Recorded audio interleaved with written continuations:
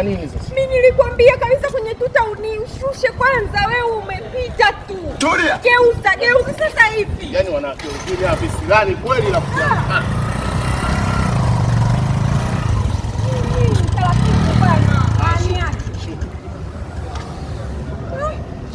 Unataka mpaka uniue.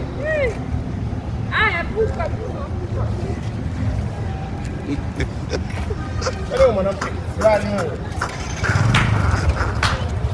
Yaani utazani kama hiyo mimba yani kabeba mama wa taifa yani. Yaani wewe uko na pikipiki hujafika, mimi na miguu nimefika. Tulia.